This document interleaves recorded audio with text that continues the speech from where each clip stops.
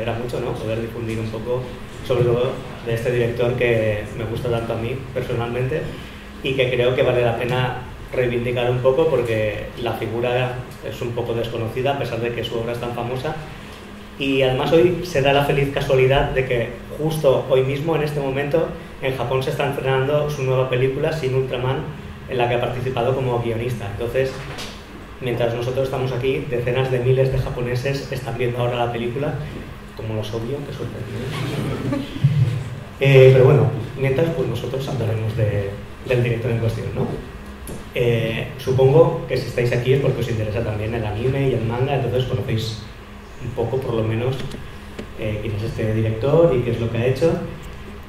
Su obra Neon Genesis Evangelion pues es uno de los iconos de la cultura popular moderna en Japón, entonces, pues bueno, digamos que prácticamente es el director más conocido de Japón, si no fuera por Hayao Miyazaki, ¿no?, y Estudio Ghibli, que son los que siempre están copando el tema, pero justo detrás yo creo que podemos afirmar sin equivocarnos que es Hideaki Anno el más conocido, ¿no? Y sin embargo es una figura que se conoce bastante poco, entre comillas, ¿no?, porque conocemos la obra, como digo, pero a él y lo que ha hecho pues no se conoce apenas, o por lo menos esa es la sensación que tengo cuando hablo con la gente, ¿no?, porque hay como un halo de misterio que rodea a esta persona, no se conoce muy bien y todo el mundo tiene como una idea así de persona oscura, un poco deprimida, ¿no?, como ha hecho esa obra tan filosófica, tan profunda, pues parece que él tenga que ser también un poco así. Y hoy creo que es el día de desmontar un poco esas ideas y conocerle un poco mejor para apreciar mejor su obra también. Entonces,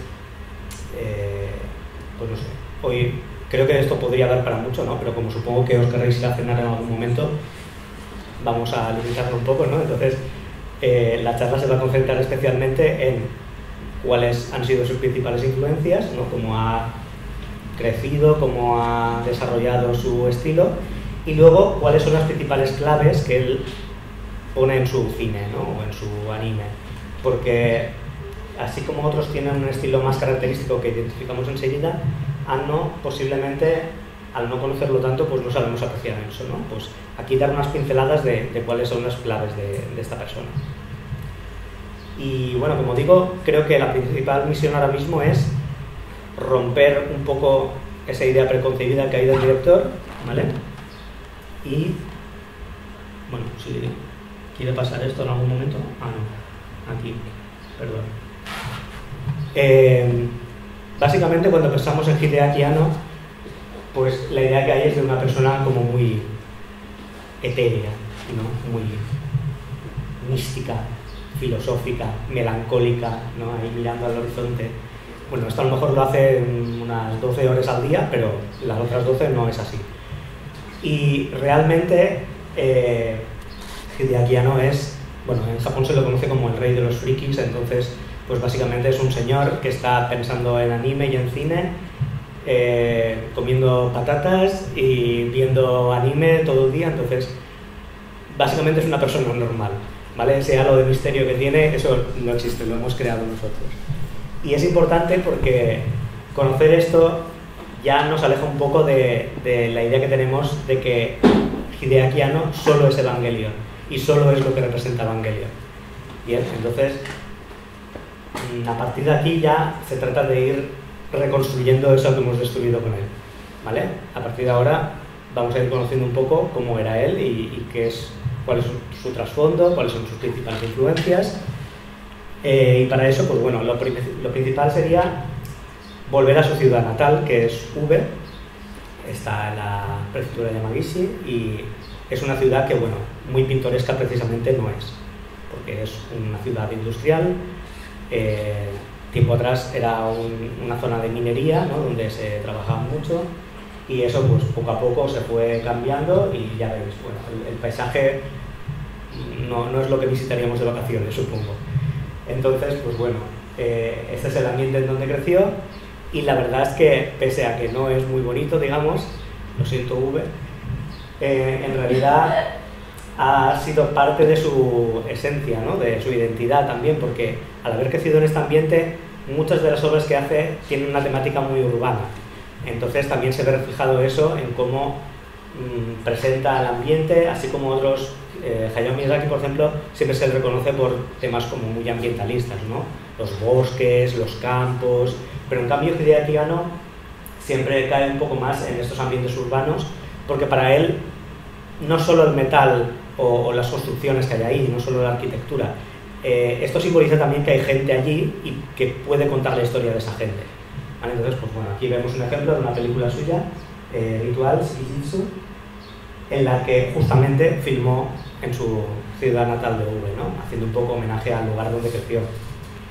Y bueno, esto pues también se ve en otras obras, ¿no? Por ejemplo, en Evangelion, Shin Godzilla, siempre vemos, hay gente que bromea que siempre está muy obsesionado con los cables eléctricos, ¿no? Con los postes de teléfonos y el cableado que hay por la ciudad, pero esto es un poco como las venas de la ciudad, entonces para él simboliza un poco la forma de que la gente que está viviendo allí también le da vida a la ciudad. Entonces, pues bueno, su forma de representar eso es a través de este tipo de medio, ¿no?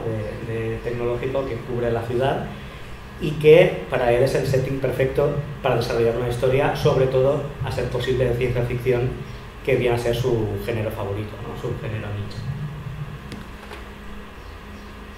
Hideaki Anno, pues pese a su trasfondo, su idea que tenemos ahora de él, fue un niño bastante normal, ¿no? Ya ves aquí, pues en algunas fotos tiene cara de que no ha traumatizado nunca a nadie, todavía.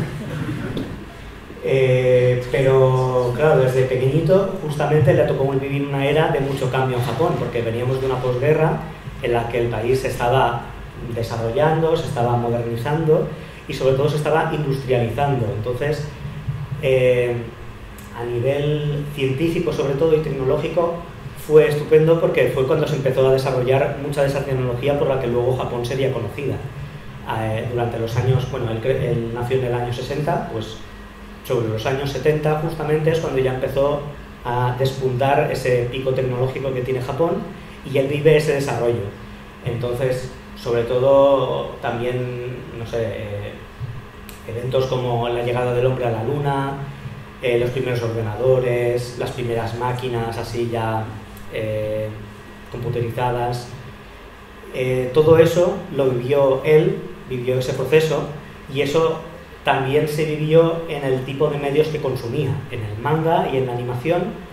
Muchas de esas obras que consumían ya tenían una temática más futurista, sobre todo a partir de los 70 es cuando empiezan a hacer pues, esas obras de robots como Mazinger Z, GT Robot, y también pues, muchas del tipo popular que hay en televisión, como podría ser el mismo Ultraman, Godzilla, ¿no? Que todos tienen un punto de ciencia. Y esto es justamente lo que le marcó de pequeño, porque al final uno acaba presentando, ¿no? Lo que ha vivido. Y es este tipo de obras las que acabarían influyendo tanto en él que querría devolver un poco de eso que vio, ¿no? Entonces, en esa época, muchos de los iconos fueron justamente algunos de los que marcaron un antes y un después en ese medio del anime. Por ejemplo, Space Battleship Yamato, que fue como un boom increíble en cines y en televisión también, claro. Fue uno de los animes más potentes y uno de los que más marcaron a Anno. Entonces, esta temática espacial marcaría un poco la línea que seguiría después a la hora de crear sus primeras obras. Y, pues no sé, los que digo, Godzilla, Ultraman, sobre todo este tipo de nueva ciencia que salía, Gatchaman, que aquí conocemos como Comando G, todas estas obras serían las que lanzarían un poco su estilo, pero también los de toda esa generación de niños que luego más tarde se convertirían en creativos también del mundo del anime e incluso de los videojuegos también posteriormente. ¿Vale? Y es una vez llega a la universidad cuando se junta con un grupo de gente con el que hace un pequeño corto para presentar en una feria de ciencia ficción, la Daikon 3. Y este pequeño grupo, que al principio solo era pues, un poco por pasar el rato y ayudar en esta feria, se acabó convirtiendo en el germen de lo que luego conoceríamos como el estudio Gainax, que es el que ha hecho estas series que conocemos, ¿no? Entonces, lo que fue un encuentro fortuito, al final tuvo un impacto grandísimo en toda la industria en general, porque juntó a una serie de personas que ayudaron a crecer el medio de forma brutal. hasta el punto de que, bueno, pues hoy muchos de nosotros supongo que no estaríamos aquí de no ser por esas series, ¿no? De no haber visto todo eso. Entonces, Anno sobre todo, digamos que no pretendía trabajar en esto de una forma tan profesional, creo, sino que al principio hacía pues como cortometrajes o animaciones sencillas, simplemente por probar, porque le gustaba el medio y era un poco como un hobby, pero una vez se metió en la universidad y ya conoció a esta gente, se planteó seriamente el seguir este camino como cineasta de animación, sobre todo. Entonces, pues bueno, aquí vemos un raro caso de dibujos de personas, ¿no? Porque él, sobre todo, ya digo, lo que maneja más son lo mecánico. Incluso si os fijáis en el dibujo, la figura humana es mucho más sencilla que la figura mecánica, que debería ser algo secundario, ¿no? Entonces, él siempre se ha centrado mucho más en el aspecto mecánico porque le parece mucho más interesante. Viene de esa generación en la que toda la ciencia, todo lo que era una máquina, era mucho más llamativo, digamos, que lo que podía ser personas que ya se había visto en muchos otros tipos de ficción. Entonces, esto ya marca un poco el comienzo de una genealogía de cine que vendría siguiendo esta línea de futuro, de robots, de ciencia en general y sobre todo de progreso, que era lo que le interesaba. Y a este aspecto es importante que quizá uno de los personajes que más ayudaron en su desarrollo sería el animador Ichiro Itano, que fue uno de los animadores de Gundam, pero también de Macross, que es donde él empezaría su carrera profesional, bueno, como un animador de apoyo más que nada. Gracias a ese corto que hizo para la Feria de Ciencia Ficción, llamó tanto la atención, ¿no?, que estudios profesionales empezaron a llamarle para decir, oye, esto lo haces muy bien, por favor trabaja con nosotros, ¿no?, porque nos interesa mucho tu talento. Entonces, una vez empezó a trabajar en la creación de Macross, Ichiro Itano fue su mentor y fue el que le enseñó un poco las bases de la animación profesional. Y en este caso, el que haya sido su maestro es muy importante porque Itano es además uno de los autores, bueno, uno de los animadores clásicos más importantes que hay de los 70 y los 80. Es además creador de una técnica muy famosa con su nombre, el Itano Circus, que es, bueno, aquí veis un ejemplo, ¿no? Son como una lluvia de misiles, pero la cámara sigue esos misiles, ¿no? Entonces, ese movimiento que ya no es estático, sino que sigue un poco la línea del movimiento, genera un dinamismo que hasta entonces esa animación tan limitada que había en la época pues no se daba. Pero Itano, siempre tan lanzado en este tipo de avances en la animación, pues digamos que intentó innovar un poco para hacerlo más profesional, ¿no?, que fuera más llamativo. Y al ser un experto sobre todo en movimiento, Anno pudo aprender de primera mano algunas de sus técnicas que, bueno, para él ya era un héroe, ¿no?, porque siendo fan de Gundam, pues encontrar a uno de los animadores ya fue como algo súper mágico. Pero en este caso mucho más porque además se convirtió en su primer mentor y eso fue muy muy importante a la hora de desarrollar su estilo de animación, que luego se vería complementado por el de otro señor aquí abajo, bueno, Hayao Miyazaki, no sé si os suena de algo, es un tío que hace películas, ¿no?, es un poco mayor ya, y bueno, una vez llamó a la puerta de Ghibli para ayudar en su primera película, Nausicaa del Valle del Viento. Pues aquí Miyazaki fue su segundo mentor y ya, pues bueno, digamos que su padrino también en esto del mundo del anime, y también, pues bueno, el que le enseñó, el que complementó un poco esa base que había aprendido con Itano. Entonces, estos dos personajes, esos dos animadores, son una combinación que no tiene ningún otro cineasta ni ningún otro autor en el medio del anime. Y a la vez combinados, pues han generado uno de los cineastas más importantes del medio.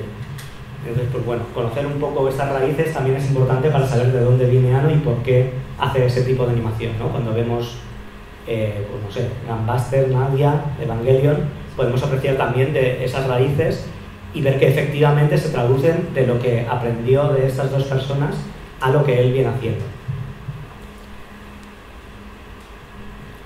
Habría un último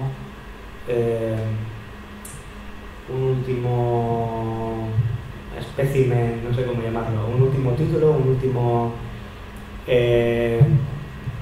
una última inspiración, que es la película La batalla de Okinawa, de Kihachi Okamoto, que es una película bélica, como su nombre indica, y que en este caso pues resulta que es la película favorita de Hideaki Anno, sobre todo porque las técnicas que usaba eran muy llamativas en una película de tipo muy clásico, ¿no? Las películas bélicas siempre se traducen pues esa épica un poco dramática que tiene toda la guerra, ¿no? Y sobre todo los japoneses, pues las derrotas, también algunas victorias punteras, todo eso siempre son bastante parecidas en general, pero La batalla de Okinawa es una película que se centra mucho en el dramatismo, pero a la vez también en el sentido de ser espectacular, ¿no? Y entonces en esto cambia bastante de otras películas, ¿no? Dista mucho de lo que se presentaba hasta entonces y bueno, de pequeño le causó un gran impacto, entonces se ha convertido en su película favorita. Él afirma que la ha visto más de 100 veces, yo creo que ya irá por las 1000, ¿no? Por la época que corre. Pero sobre todo aquí ha cogido muchas inspiraciones que luego le han servido también a la hora de aplicar en sus propias obras. Y quizá una de las más reconocibles, incluso si no sabes nada de cine, sería el inserto de diversos subtítulos, ¿no? Para presentar información. Esto, pues bueno, aquí veis un ejemplo de arriba, ¿no? De pues, despliegues militares en una batalla y hay 44.000 efectivos, hay 33.000 cohetes y 22.500 tanques, no sé, lo que sea, ¿no? Y todo esto se presenta continuamente. Cada vez que pasa algo importante hay un cartel que está avisando de qué es eso. Y esto es algo que él mismo, Anno, tomaría en sus propias obras, empezando por Gunbuster, que sería su primera obra como director, en la que ya hace homenajes directos a la batalla de Okinawa presentando este tipo de subtítulos, pero que luego veríamos también en otras obras suyas, en Evangelion, en Shin Godzilla, no sé si habréis visto, pero el traductor de Shin Godzilla tiene todo mi cariño y mi pésame porque bueno, los 7000 subtítulos que tiene son bastantes más que las líneas de diálogo, entonces pues bueno, es un poco duro. Pero al margen de eso, pues bueno, digamos que es algo que se nota, ¿no? Si ves la batalla de Okinawa, ves rápidamente cuáles han sido las influencias de Anno y cómo las aplica directamente en su forma de tratar su propio cine. Y bueno, básicamente esto sería todo lo que hay que conocer sobre sus influencias, ¿no? Sobre sus raíces. Entonces, sabiendo ya un poco de dónde viene y cuáles son los títulos que más le han marcado, ahora lo suyo sería ver cómo aplica eso, ¿no? Y es interesante porque incluso si no habéis visto muchas de sus obras, si solo habéis visto Evangelion, no sé si solo habéis visto las últimas películas que ha hecho, se puede ver rápidamente porque los planos que usa y la forma que emplea la imagen es muy reconocible a pesar de que es un autor que no está muy estudiado, ¿no? Que no hemos visto mucho. Entonces, pues bueno, aquí tenéis un par de ejemplos. Nadia, el misterio de la piedra azul, que fue la serie que hizo justo antes de Evangelion, ya se marca un poco esa intertextualidad que hace él a la hora de referenciar otras obras que hace, ¿no? Siempre hay como ecos de las obras que va haciendo. Entonces, desde Gunbuster, que fue la primera, hasta estas nuevas películas de Evangelion, siempre vemos cómo se van repitiendo una serie de personajes, de iconos, de planos, de imágenes que más o menos van marcando un poco la línea y cada vez también marcan la narrativa que está siguiendo. Y en ese sentido es muy bonito porque recompensa un poco al espectador el haber seguido el camino que él ha ido haciendo, ¿no? Si has estado siguiendo su obra, rápidamente identificas cuáles son las cosas que él ha repetido. Y el propio espectador, pues bueno, es como un premio, ¿no? Haber seguido eso. Aquí vemos un plano, ¿no? De la serie de Nadia, que luego se repite casi igual en una de las películas de Evangelion más modernas, con un capitán de la nave y su segundo al mando que están justo a punto de entrar en una batalla decisiva. Pues bueno, como este hay 1000 ejemplos, pero lo importante aquí es eso, que siempre hay como unos ecos que se van repitiendo a lo largo de su obra. Entonces, ver una de sus series o de sus películas es el punto inicial a la hora de ver otro de sus títulos, ¿no? Pronto, si seguimos viendo cosas suyas, iremos marcando una serie de puntos que forman esa línea de cómo él va creciendo como director, pero a la vez va aplicando todo lo que venía de atrás, ¿no? En ese sentido. Y no solo eso, sino que además también, quiero decir, no son solo sus propias obras, sino también aquellas que le marcaron de pequeño. Todo aquello que he ido viendo lo he ido aplicando poco a poco en esas series que hace, y muchas veces hace ya incluso homenajes directos en la forma de los planos que presenta. Aquí tenemos un ejemplo de una serie más antigua, con Butler Beat, de Sunrise, en la que, bueno, esta es una serie anterior a Gundam, pero es del mismo director, entonces hay muchos puntos que son interesantes de estudiar aquí porque definen un poco cómo iría marcando la serie esta de robots, ¿no? de las series de robots en Japón.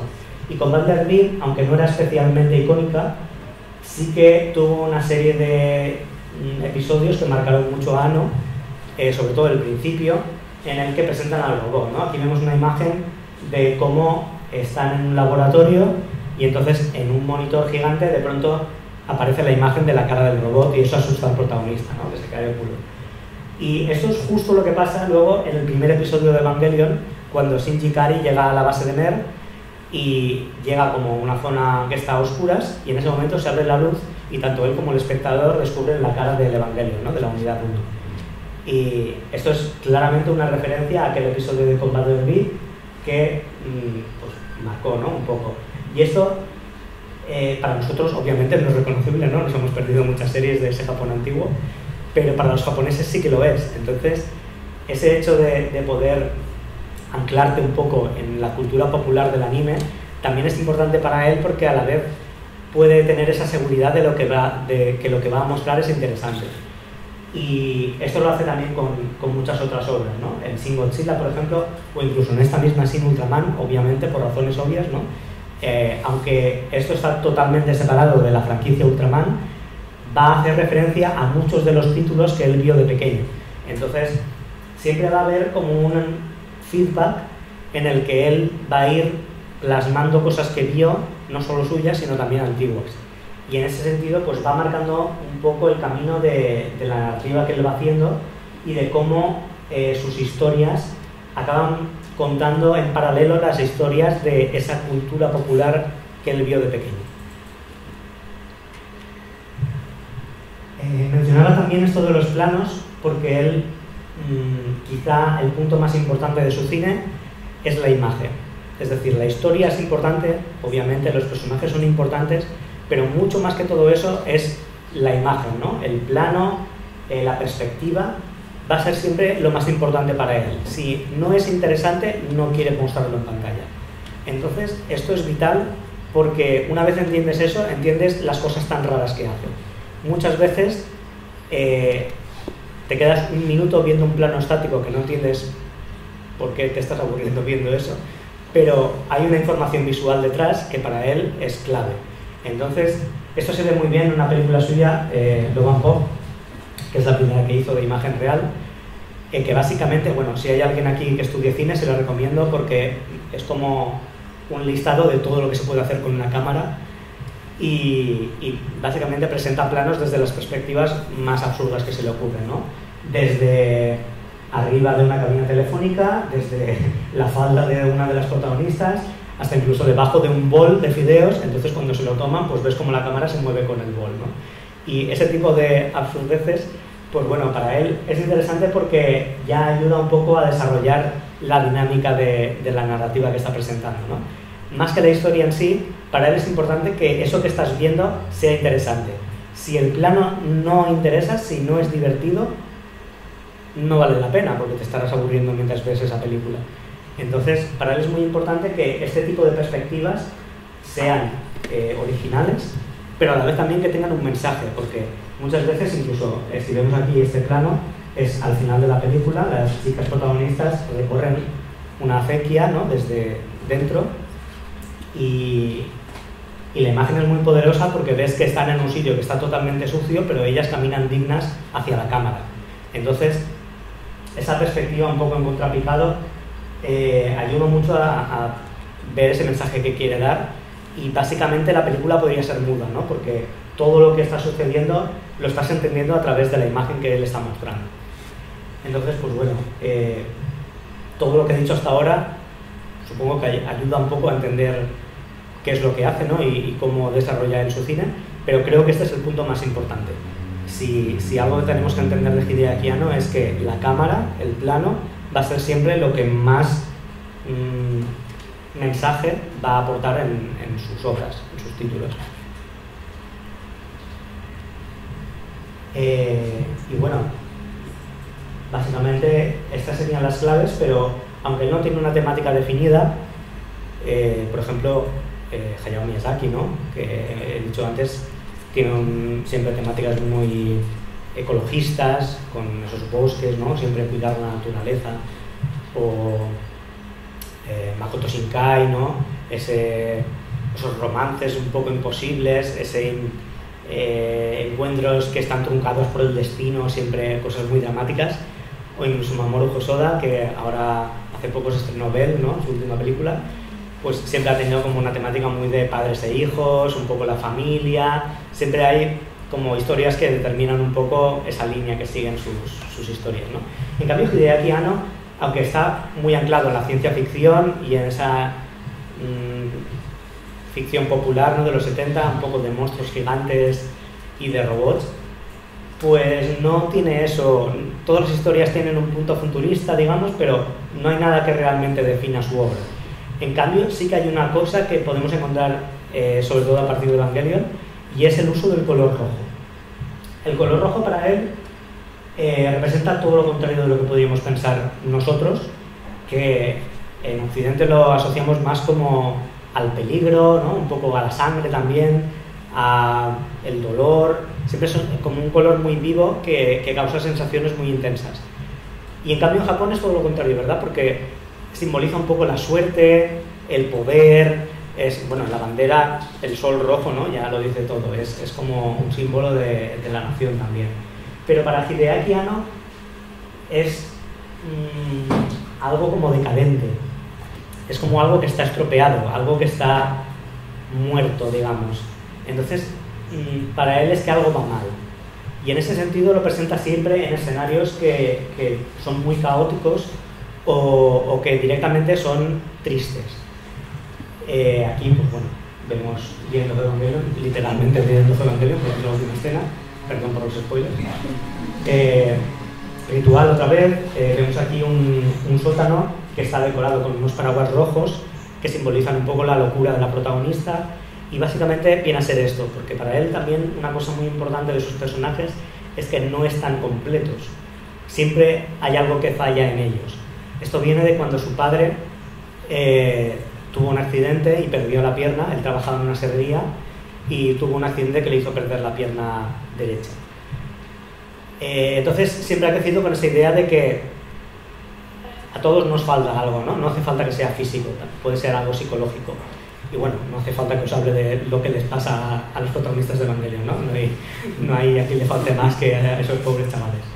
Pues esto les pasa también a todos los otros protagonistas y personajes que pasan por sus títulos, porque siempre hay algo que falta en ellos, pero incluso a un nivel más profundo, en los escenarios y en las historias, siempre hay algo que no acaba de cuadrar, siempre hay algo que está mal. Y eso muchas veces se simboliza a través de este color rojo, que en cierto sentido, pues bueno, es un poco la marca de la casa, porque es lo que define ese tono un poco de tristeza, que quizás es lo que asociamos con él, ¿no? La idea esa que tenemos de que él es un tipo más melancólico, más triste, incluso deprimido, pero es simplemente esa idea que quiere transmitir de que hay mucho caos, pero que nosotros debemos sobreponernos a él.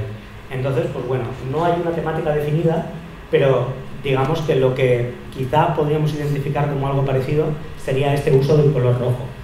Y creo que es que no queda más claro que en su última película, ya el cierre del Rebuild of Evangelion, ¿no? Estas últimas películas que ha lanzado, donde directamente el mundo está totalmente corroído por ese impacto que crean los ángeles, ¿no? que destruyeron un poco la Tierra, y todo el mundo está cubierto por una herrumbre roja que básicamente dice que el mundo está muerto. O sea, es que no hay nada más claro. puede que haya cosas que no entendáis de su obra, ¿no? Pero esto está tan clarísimo, te lo pone tan en la cara que lo entiendes enseguida. Entonces, todo absolutamente a su alrededor está muerto. Y ellos son los que tienen que arreglar eso. Los que tienen que decir, bueno, sí, todo está mal, pero tenemos que seguir adelante, ¿no? Tenemos que seguir con nuestras vidas y arreglar esto. Entonces, es un poco el mensaje que lanza incluso para él, porque estas películas han sido una especie de catarsis también para él, en el sentido de que no acabó muy contento con cómo fue la producción de Evangelion. Entonces estas películas han servido un poco para hacer las paces con la obra y también consigo mismo, porque digamos que él se siente que ha fallado con los espectadores, ¿no? De no haberles ofrecido lo que quería, aunque se ha convertido en el icono pop más importante, ¿no? De Japón, pero bueno, aún así él está decepcionado con lo que ofreció y quiso compensar al público con unas nuevas películas que hicieran un remake de esa historia y que a la vez ofrecieran algo que era la idea que él tenía en mente, lo que a él le hubiera gustado hacer de verdad. Y en ese sentido no solo lo ha aprovechado para hacer eso mismo, sino también para hacer las paces consigo, en el sentido de que, bueno, me voy a trasladar en estos personajes de mi obra y voy a intentar analizarlos para ver cómo ellos hacen las paces consigo para yo poder hacer las paces conmigo. Esta sesión de psicología no la cobro, esto es gratis. Básicamente, pues bueno, eso. En esta última película, sobre todo, en las otras, pues bueno, digamos que marca un poco más el tono que venía ya precedido por la serie, pero en estas directamente, y especialmente la última, se nota que ya es él mismo el que habla a través de la boca de los personajes, ¿no? Hay muchos de los mensajes que lanzan que se los está diciendo a él mismo, y para eso el setting que crea es uno que refleja su estado mental en ese sentido, y digamos que, bueno, el color rojo, en este caso, ya por cerrar, ¿no? Vendría a ser lo que representa ese caos un poco que está intentando combatir. Y bueno, ya por cerrar aquí, ¿no? Por concluir un poco, he empezado diciendo que no, que él es un hombre súper divertido, que es un fricazo de cuidado, que le encanta ver anime y estar allí hablando de Ultraman y de Godzilla y todos los héroes, ¿no? Pero luego acabo diciendo que sí, bueno, él tiene sus carencias y, bueno, parece que he ido un poco a desmentir lo que ya había desmentido previamente, ¿no? Pero esto es una parte muy pequeña de él, por favor, quiero que sigáis con esta idea. Y esto es gracias sobre todo a una persona muy concreta, a la que quiero hacer mención aquí al final, que es su esposa, Moyoko Anno. Es una dibujante de manga también. Aquí en España se han publicado algunas obras como Sakuran, que hemos tenido Tokyo Style, Gorda, y es una autora de Shoujo y Josei, muy famosa, ¿no? Entonces, ella misma como autora es una figura popular muy conocida, pero justamente al haberse casado con Hideaki Anno, pues como que ambos han duplicado un poco su fama en ese sentido, ¿no? Y Moyoko Anno ha complementado totalmente a Hideaki, ayudándole un poco a superar ese bache que pasó durante la producción de Evangelion, y es la que ha conseguido sacarle de ahí para convertirle en el autor que es hoy. Entonces, hay un tono muy marcado de ya felicidad, de broma, que se puede ver en estas series a partir del año 2000. Una vez empieza la producción de Cat y Honey, la película de imagen real, vemos que no tiene absolutamente nada que ver con ese dramatismo que veíamos antes en Evangelion, ¿no? Incluso en Love and Pop o Shikijitsu, que son las otras películas de imagen real. Y esto es gracias a la influencia de Moyoko Anno, que digamos que le ha ayudado un poco a superar todo eso, pero él también le ha ayudado a superar sus propios problemas familiares. Entonces es como una pareja muy bonita, ¿no? Son muy tiernos juntos, y ella es un poco artífice también de estas nuevas películas de Evangelion, porque sin duda, sin su apoyo no habría conseguido llegar a este nuevo Hideaki Anno que vemos hoy en día. Y bueno, ya por si tenéis curiosidad, Moyoko Anno ha lanzado un manga que se llama Insufficient Direction, en el que habla un poco de cómo es su vida de casados y vemos a Hideaki Anno en su salsa, totalmente en su casa, haciendo poses de Ultraman todo el día, hablando con su gato, comiendo patatas mientras está haciendo los guiones de sus nuevos proyectos. Entonces vemos al auténtico Hideaki Anno ahí y decimos, vale, en realidad es una persona como yo, no está tan loca. O sí, no sé. Y bueno, si tenéis la oportunidad, la verdad es que vale la pena consultar este manga, ¿no? Incluso tiene también una adaptación animada y bueno, una auténtica locura. Estoy luchando mucho con algunas editoriales para ver si consiguen traerlo, pero la pelea es dura. Si podéis ayudar alguna vez, eso sería agradecer. Nada. Aquí ahora, pues bueno, él ha seguido una nueva línea, está en un nuevo estudio, ya no está en Gainax. Supongo que sabréis que ahora ha fundado el estudio Cara, donde ha hecho sus nuevas producciones, y digamos que aquí ha mantenido su nueva línea, ¿no? Su nueva en el sentido más literal, porque todas sus obras tienen el subtítulo Shin, que es nuevo. Entonces, Shin Evangelion, Shin Godzilla, Shin Ultraman, Shin Kamen Rider, que justo hoy también ha salido un nuevo tráiler. Todo esto es lo que define el nuevo Hideaki Anno, ¿no? El Shin Hideaki Anno. Y no sabemos qué es lo que traerá. El año que viene estrenará Shin Ultraman, pero en el futuro, ahora que ya se ha desmarcado un poco de Evangelion y le ha dado ese cierre que quería, él ya no piensa volver a eso, ya se ha jubilado totalmente de esa franquicia. Y claro, ahora vienen nuevos frentes porque no sabemos qué es lo que quiere hacer, ¿no? Antes, o sea, estas películas son básicamente porque todo lo que quería hacer nuevo al final acababa siendo Evangelion otra vez. Entonces dice, bueno, voy a acabar Evangelion de una vez y entonces ya podré hacer cosas nuevas. Pues este es el momento. Ahora es cuando de verdad va a hacer cosas nuevas y no sabemos qué es lo que será, pero sin duda vendrá con todas estas marcas que hemos visto hasta ahora, ¿vale? Seguro que podemos identificar esas claves cuando los veamos y ya digo, no sabemos qué vendrá. Viendo un poco esta línea, pues seguramente sea sin Coca-Cola, porque los que usa son un poco ese plan, no sé. Pero bueno, el tiempo dirá, ¿no? Lo primero es que termine sin Kamen Rider y luego pues ya veremos. Yo personalmente, y esto es una idea un poco loca, creo que uno de los frentes abiertos más probables es que haga Shin Nausicaa, porque ya digo, trabajó en esa primera película de Estudio Ghibli y siempre ha procesado su deseo de querer volver ahí para adaptar el último tomo, que ya, bueno, es el desenlace apoteósico de ese manga de su maestro Hayao Miyazaki, y Miyazaki le ha dado el ok. Entonces, esto siempre está en el aire, es una idea que va volando por ahí. Yo quiero pensar que en el momento en que vuelva a la animación será con esta película, pero no sabemos, ¿no? El tiempo dirá qué es lo que pasa. Y bueno, nada, aquí termino. Muchas gracias, espero que hayáis aprendido sobre él.